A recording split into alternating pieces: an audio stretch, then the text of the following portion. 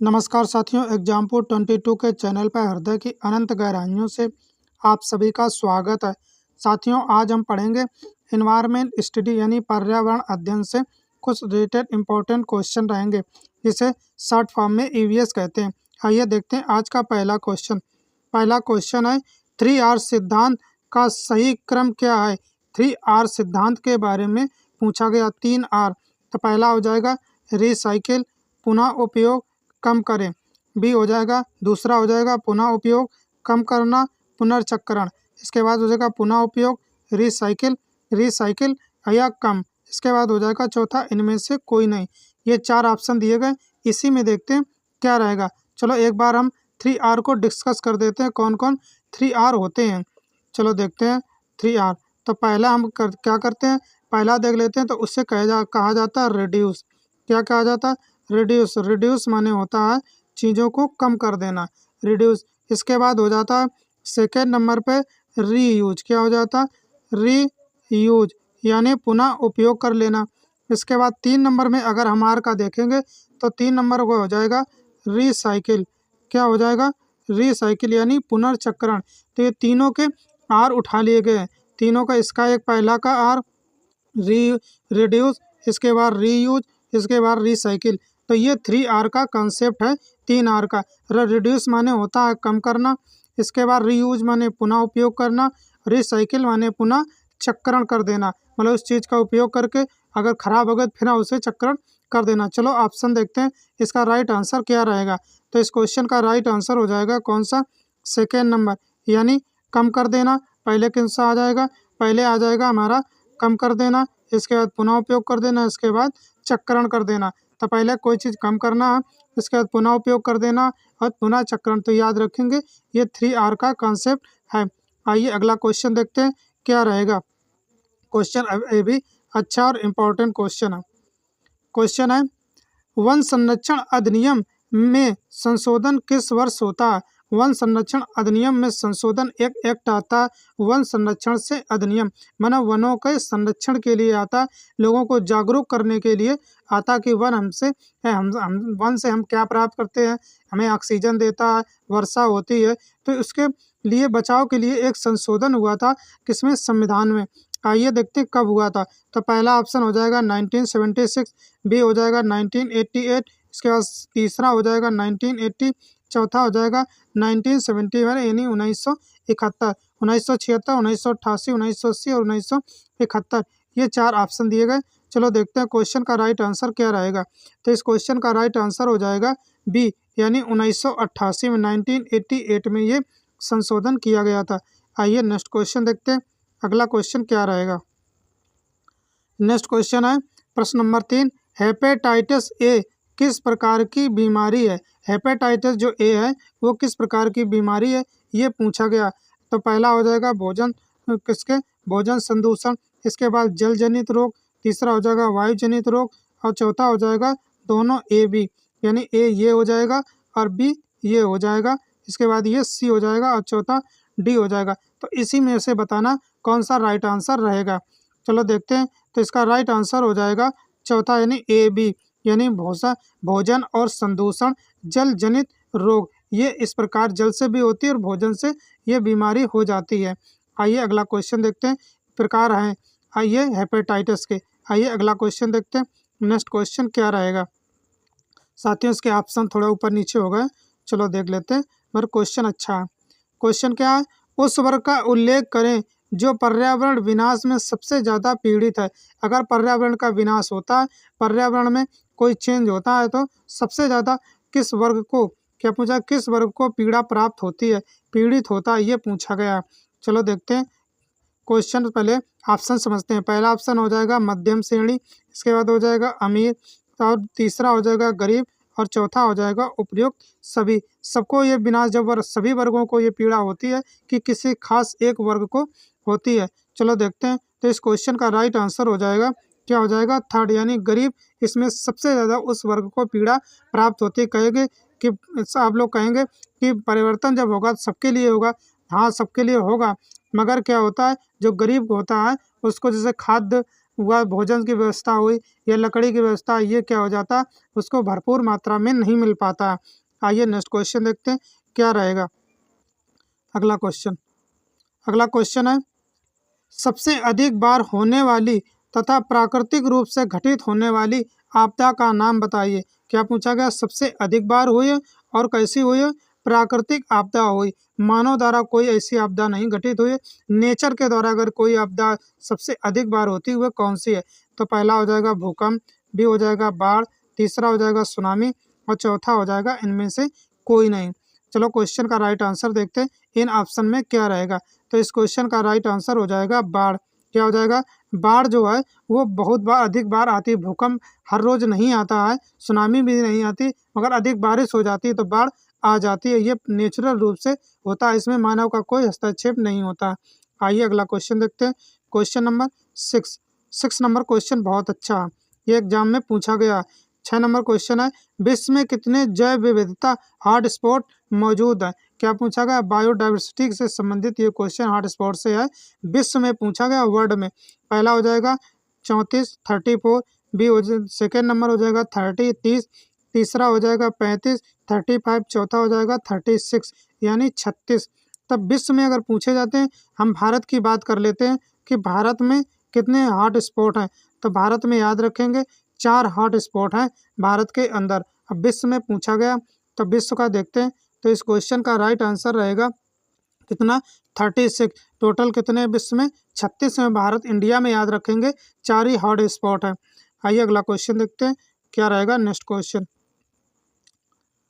अगला क्वेश्चन है, उस दवा का नाम बताइए जो कॉफी चाय के पौधों के स्रोत से जुड़ी है। क्या पूछा गया, दवा का नाम बताना है, उस मेडिसिन का नाम बताना है जो कॉफ़ी और चाय से प्राप्त होती है, स्रोतों से जुड़ी हुई है, इससे प्राप्त होती है। पहला हो जाएगा कपूर, इसके बाद सेकंड हो जाएगा अफीम, पोस्ता, तीसरा हो जाएगा कैफीन। चलो चौथा ऑप्शन देख लेते हैं क्या रहेगा, ऊपर नीचे करके समझ लेते हैं। तो चौथा ऑप्शन रह जाएगा कांटेदार सेब। ये 4 ऑप्शन दिए गए, इसी में बताना है कौन सा ऐसी दवा है, मेडिसिन है जो काफ़ी और चाय से संबंधित है। चलो देखते हैं, तो क्वेश्चन का राइट आंसर हो जाएगा 3rd नंबर कैफीन। कैफीन जो है काफ़ी और चाय में के एक ये तत्व के रूप में पाया जाता है, जो मस्तिष्क को क्या रखता है, बॉडी को संतुलन अच्छी तरीके से सोचने की शक्ति प्रदान करता है कैफीन। आइए अगला क्वेश्चन देखते हैं क्या रहेगा। अगला क्वेश्चन है, उस दिन का नाम बताइए जिसे विश्व पर्यावरण दिवस के रूप में मनाया जाता है।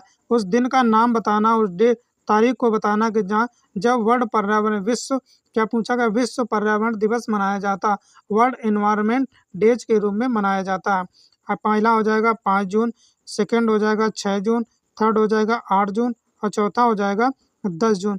चलो देखते हैं, ये सभी जून की ही डेट दी गई है, मगर हमें याद रखना है ये कब मनाया जाता है, तो 5 जून को मनाया जाता है विश्व पर्यावरण दिवस। आइए नेक्स्ट अगला क्वेश्चन क्या रहेगा। अगला क्वेश्चन है, कौन सा न्यूट्रोफिकेशन के कारणों के रूप में कौन से कारक माने जाते हैं। न्यूट्रोफिकेशन के कारणों के रूप में कौन से कारण माने जाते हैं, ये पूछा गया। तो पहला हो जाएगा पौधों के पोषक तत्वों में वृद्धि, बी हो जाएगा उर्वरकों का अधिक उपयोग, तीसरा हो जाएगा ए बी दोनों और चौथा हो जाएगा इनमें से कोई नहीं। चलो देखते हैं क्वेश्चन का राइट आंसर क्या रहेगा, इसी ऑप्शन से समझते हैं। तो इस क्वेश्चन का राइट आंसर हो जाएगा कौन सा, तीसरा, यानी तीसरा रहेगा ए बी दोनों, पौधों के तत्वों में वृद्धि और उर्वरकों का अत्यधिक उपयोग, ये ए बी दोनों मिलकर के इस क्वेश्चन का राइट आंसर रहेंगे। नेक्स्ट क्वेश्चन देखते हैं, क्वेश्चन नंबर 10 चींटियों से संबंधित क्वेश्चन है। चींटियों की अनुपस्थिति में पृथ्वी का क्या होगा। अगर पृथ्वी पर चींटियों की प्रजाति को समाप्त कर दिया जाए, समाप्त हो जाए, तब पृथ्वी का क्या होगा, अर्थ का क्या होगा, ये पूछा गया। जीवन का विनाश, भी हो जाएगा थोड़ा प्रभाव, दीमकों में कमी और कोई प्रभाव नहीं। चलो देखते हैं, अगर हम इमेजिन करके देखते हैं कि अगर पृथ्वी से चींटियां खत्म हो जाएंगी, तो इसमें एक दिया गया ऑप्शन दीमकों में कमी, तो साथियों दीमकों में कमी नहीं हो जाएगी बल्कि क्या हो जाएगी, वृद्धि हो जाएगी, दीमक बढ़ने लगेगी, ये हो जाएगी इसमें वृद्धि। और क्या हो जाए, चींटियां क्या करती हैं, चींटियां जो है पृथ्वी के अंदर नीचे चली जाती हैं, जाने से क्या होता है कि पोला कर देती हैं, जिससे पानी और ऑक्सीजन प्रचुर मात्रा में पृथ्वी के नीचे चला जाता है। तो चींटियों के अगर ख़त्म हो जाएंगी तो क्या होगा, तो इसका राइट आंसर दे जाएगा जीवन का विनाश होना शुरू हो जाएगा। आइए अगला क्वेश्चन देखते हैं। Question number 11, 11 number question. 11 number question, कौन सी गतिविधि जल स्तर को कम कर सकती है? जल के स्तर, वाटर लेवल जो है वो नीचे गिरा कम कर सकती है, कौन सी ऐसी है? ये पूछा गया गतिविधि जो मानव द्वारा या मानव द्वारा की जा रही है, कौन सी गतिविधि जो है जल स्तर को गिरा सकती है? पहला हो जाएगा चराई, बी सेकेंड नंबर हो जाएगा मानव जनसंख्या वृद्धि, थर्ड हो जाएगा मिट्टी का कटाव और भूजल का अत्यधिक दोहन। ये पूछा गया। चलो देखते हैं क्वेश्चन नंबर क्या 11 नंबर 11 नंबर का क्वेश्चन का राइट आंसर हो जाएगा चौथा।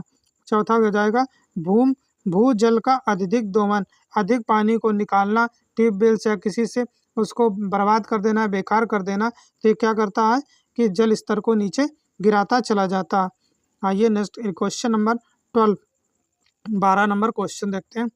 क्वेश्चन नंबर 12 है, ज्वार के साथ साथ बाजरा भी उन क्षेत्रों में उगता है जहाँ, क्या पूछा गया?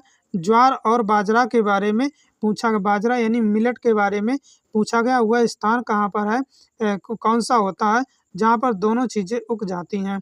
पहला हो जाएगा नमी की उच्च मात्रा, 2 नंबर हो जाएगा नमी की कम मात्रा, इसके बाद नमी नहीं, इनमें से कोई नहीं। तो देखते हैं क्वेश्चन का राइट आंसर क्या रहेगा। तो इस क्वेश्चन का राइट आंसर हो जाएगा क्या, सेकेंड नंबर, यानी नमी की कम मात्रा में भी ज्वार और बाजरा दोनों फसलों को अधिक मात्रा में उगाया जा सकता है, इसको पानी की ज़्यादा ज़रूरत नहीं पड़ती है। आइए क्वेश्चन नंबर 13, 13 नंबर क्वेश्चन क्या रहेगा? थोड़ा ऑप्शन इसके इंग्लिश में टाइप है, चलो समझते हैं। क्वेश्चन क्या रहेगा, आकाश का रंग नीला होने का क्या कारण है? क्या पूछा गया? आकाश का रंग जो है वो नीला क्यों दिखाई देता है, ये पूछा गया। जल वाष्प मौजूद है, सूर्य का प्रकाश वायु के, क्या पूछा गया? सूर्य का प्रकाश वायु के अणुओं के कारण बिखर जाता है। 10 ब्लू लाइट यानी नीला आकाश गेट्स एब्जॉर्प्शन द एयर, यानी एयर हवा के कारण ऐसा होता है। उसके बाद the blue light emitted through the atmosphere, इसके बाद हमारा वायुमंडल की वजह से ऐसा होता है, ये पूछा गया। चलो देखते हैं क्वेश्चन का राइट आंसर क्या रहेगा। तो इस क्वेश्चन का राइट आंसर हो जाएगा सूर्य का प्रकाश वायु के अणुओं के कारण क्या हो जाता है, बिखर जाता है, इससे हमें आकाश नीला दिखाई देता है। आइए क्वेश्चन नंबर 14 यानी 14 नंबर क्वेश्चन। 14 नंबर क्वेश्चन है 14, what is the causes of the soil pollution? Soil माने होता है मिट्टी, पोल्यूशन माने होता है प्रदूषण, यानी मृदा प्रदूषण के क्या कारण हो सकते हैं, ये पूछा गया। कारण बताए, काजेज पूछे गए, क्या कारण हो सकते हैं? तो पहला हो जाएगा एसिड रेन, इसके बाद ओजोन, इसके बाद एरोसोल, इसके नॉन ऑफ दी एवं इनमें से कोई नहीं, ये पूछा गया। चलो देखते हैं तो इस क्वेश्चन का क्या हो जाएगा राइट आंसर, एसिड रेन। क्या हो जाएगा? एसिड रेन साथियों अम्ल वर्षा अधिक होने से क्या हो जाता है, मृदा जो हो जाती कमज़ोर हो जाती, फसल वहाँ सही नहीं होती, तो सॉइल पोल्यूशन होना शुरू हो जाता है। आइए क्वेश्चन नंबर 15 यानी अगला क्वेश्चन क्या रहेगा। नेक्स्ट क्वेश्चन है व्हाट, क्या पूछेगा, व्हाई आर रेडिएशन हार्मफुल? ऐसे तमाम रेडिएशन, ऐसी तमाम किरणें हैं, मतलब ऐसे जो सूर्य के द्वारा प्रकाश आता है, वे किरणें हैं जो हार्मफुल होती हैं, क्या होती हैं, जो हानिकारक पहुंचाती हैं। तो उससे क्या होता है, तो radiation leads to skin cancer, मैंने त्वचा कैंसर कर देती हैं। इसके बाद रेडिएशन काजेज एनीमिया, एनीमिया जैसी बीमारी हो जाती है। रेडिएशन चेंज बॉडी टिश्यू, यानी बॉडी टिश्यू माने क्या होता है, बॉडी यानी शरीर के ऊतकों में परिवर्तन कर देती है। Radiation are not stable, radiation जो है वो स्टेबल नहीं है एक जगह, या एक जगह नहीं रहता, एक जैसा नहीं रहता, ऐसा होता। चलो देखते हैं तो इस क्वेश्चन का राइट आंसर क्या हो जाएगा, यानी ये radiation leads to skin cancer, radiation की वजह से क्या हो जाता है, त्वचा कैंसर होना शुरू हो जाता। तो साथियों आज के हमारे एनवायरनमेंट स्टडी से संबंधित ये आज के 15 क्वेश्चन इंपॉर्टेंट क्वेश्चन थे, कहीं ना कहीं एग्जामों में पूछे गए वही क्वेश्चन लेकर के आए थे। साथियों अगर आज का पढ़ाया हुआ हम आप लोगों को समझ में आया हो तो साथियों वीडियो को लाइक करें, शेयर करें और कमेंट करके बताना कि आज का सेशन कैसा रहा। चैनल को सब्सक्राइब कर लें, जिससे कोई भी वीडियो आएगा तो आप लोगों तक पहले नोटिफिकेशन पहुंचेगा। साथियों अपना अमूल्य समय निकाल कर हमारे चैनल पर जुड़ने के लिए, हमारा वीडियो देखने के लिए बहुत बहुत धन्यवाद। Thanks for watching this video.